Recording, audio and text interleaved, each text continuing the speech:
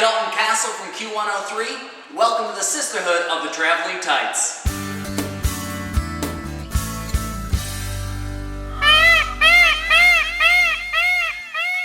The Sisterhood of the Traveling Tights is a place for me to show you a closer look of the world of professional wrestling and show you my connection to it. This week I had the unique opportunity to sit down with WWE Champion CM Punk and, as an added bonus, Paul Heyman. Now keep in mind this interview was meant for the radio, so I wasn't positive on how hard I could push or how much I could get out of these guys.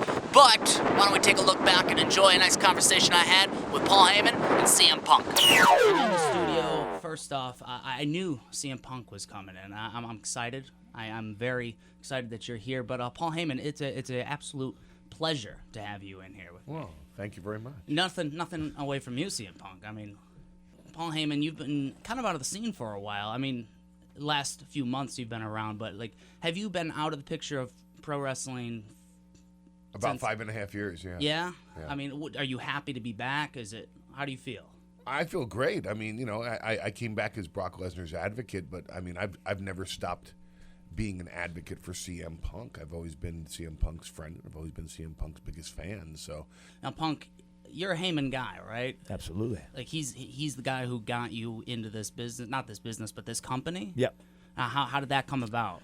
Well, I was signed in 2005, and they put me down in their developmental territory at the time, Ohio Valley Wrestling, and I was never to see the light of day. And this guy was down there helping out the younger talent, and he helped me navigate a lot of landmines. And nobody on Raw or SmackDown wanted anything to do with me. And I was down there for about a year, and they decided to take out the old defibrillator on the corpse of ECW, and they restarted it.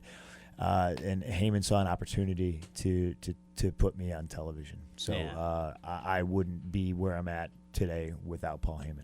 You didn't know Punk before OVW, right? Oh, I knew of him, and I certainly had seen a great deal of his tapes. And my protege, Gabe Sapolsky, was running a company called Ring of Honor. Mm-hmm.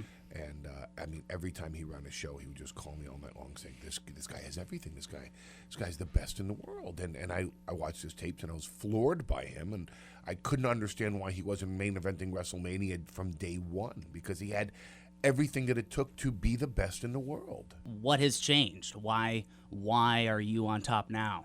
Why didn't they want him? Because he's too independent. His spirit is too independent. He's tattooed. He's pierced. He doesn't fit the corporate image of too free spirited, like Dharma from Dharma and Greg. I don't understand the reference, but he just didn't fit the corporate image. He wasn't what Vince McMahon wanted as his champion. And unfortunately, this is not an industry that is based on talent. It's an industry based on the perception of your appearance. And he didn't have the appearance that Vince McMahon was looking for, so we were going to stick it down Vince McMahon's throat and force Vince McMahon to accept the reality that this is the best wrestler in the world today. Personally, I'm on top now for the exact same reasons nobody wanted me on television to begin with, because I'm too independent, because I'm too free-spirited, because I don't fit a certain mold. I don't fit one person's perception of what a superstar should look like, because to me it's a circus. I go to the circus, and I want to see the acrobats, and I want to see the bear that juggles, and I want to see the bearded lady. I want to see the most amazing things, the things that you can't see on the street. I think there's room for everything, and my entire career I've been proving people wrong. And I know I still have a lot of people to prove wrong, but I don't mind. I sort of like rubbing it in people's faces. I've heard a lot of people I've talked to. They've got this story of every time they've met CM Punk. The first time I met CM Punk, and I know you know that people have these stories. The first time I met CM Punk, he was kind of a jerk. I mean, did you have a first? Did Paul Heyman? Did you have? CM Punk was not the guy I thought he was. No, I was mesmerized by him. I mean, and I wanted him to be. Is he glowing? And I wanted him to be a jerk. I was expecting a jerk. I was expecting a guy that walked into Louisville, Kentucky with a real chip on his shoulder, and it's exactly who he was. And the more of a jerk that he was, the more I loved him to death, because that's what I wanted I mean, this is who the guy is. He's real, and he doesn't try to hide it. You meet so many fake people. It's like, hey, how you doing, man? Hey, let's shake hands, man. Let's be friends, man. And as soon as you walk away, he's like, man, that guy's a real jerk. I don't like him. His hands were soft. He tells you up front who he is, and that's what I like about him. He's honest about who he is. Mm-hmm. And actually, about a year and a half ago, we met in a short passing. I didn't find you as a jerk. You just seemed very sleepy. That's all I got from it. Well, geez, did I meet you at doing media? It wasn't media. It was backstage actually at the Times Union. You were just sleepy. I figured you've been on the road probably for countless days. I've been on the road for 15 years. No home. Hey, I don't sleep much. Let's go. Your home. I mean, your home is Chicago, but technically, it's where I keep my stuff. Yeah, that's where your locker is. Yeah. What is it about that city that's so appealing to you, other than you were raised there? Well, I mean, I was born there. I think that's the basis of the attraction, and I've been everywhere around the world twice, and Chicago still has the best food, the best attitude, the best atmosphere, the best people. Mm-hmm.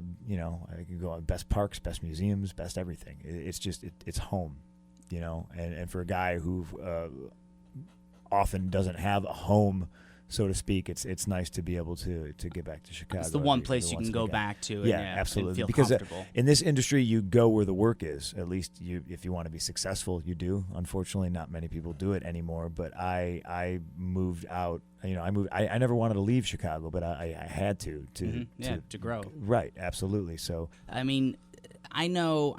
Punk, I've heard you love to ride bikes around the city. You run marathons. Is that true? Yep. Yeah, and Paul, you do the same, right? You run marathons. No, ride bikes. I do no exercise whatsoever. And unlike Mr. Punk, I hate my hometown. Oh, really? Despise it. What is it? What is it you despise? Is it the because it smells lovely? It's like urine. The people, the scent of the urine. You don't like being pushed around. It keeps me abrasive. Yeah, and that's the one part about it that I like. I've seen it a few times, subliminally or just blatantly obvious. You've played homage to old wrestlers, and about a year ago, just tragically, we lost Macho Man on this earth, and 2 days later, you're on TV wearing gear in tribute of him. I mean, have you had the privilege of meeting Macho Man before? I met Macho Man. Yeah. What was that like? It was wild. I was wrestling down in Florida. I think for a company called IPW, and it was a room not too much bigger than this one, and the ring took up 3/4 of the room, and there's maybe 112 people in there, but it packed, standing room only. They're on top of each other. It was sold out, but it was so hot in this building. It is Florida, the middle of July. It's probably 100 degrees outside. It's probably 120 in the building. It's probably 150 in the ring. And I just wrestled, and the only place to get any fresh air was out the front door. I walked out the front door, and Macho Man's sitting in the parking lot. No, he literally. I was just dumbfounded, and I walked straight up to him, and he saw me coming, and he sticks his hand out, and he said, "Hey, he said, Randy Savage, nice to meet you. I live down the block, and I came to say hi to some of the boys. Heard a lot of good things about you. Blew my mind. That he knew you before you could introduce yourself. Absolutely. To him. That's incredible. Blew my mind. Well, that's great. Oh yeah. And right there. Did he not have a fanny pack full of creamers on him? I did not notice any fanny pack. No. All right. Well, I'm gonna believe you said yes, and we'll just go from there. How do you feel about The Rock? Is he like a big idol or? An idol? No, I think The Rock will make a good opponent for me. Yeah. But I'm not looking past John Cena or Hell in the Cell or Survivor Series or tables, ladders, and chairs in December. I'm not looking past anything that's in between then and Royal Rumble. If I hold on to the title to the Royal Rumble, great. Rock, I'll see you there. And then after that, I can look forward to WrestleMania. And that's my plan. Main event of WrestleMania this year. All right, good. Wrestling out of Albany, New York, he is the Poorly Peacock, Dalton Castle. Games. Turned himself into the perfect, indestructible charismatic, comparing yourself to your opponent, as opposed to looking at who you are as a sum individual. I'll tell you, if you try to out Ray Rowe, you're going to come up on the short end of that stick big time. No one does Ray Rowe better than Ray Rowe. You may have to here. Castle with the outside. These two men were involved with Dennis Gregory in Super Hentai and Chess Opportunity.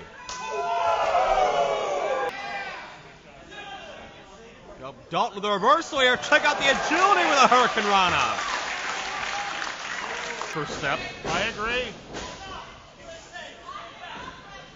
You know, if Dalton wins via count out here, it's just as good as a pin or submission.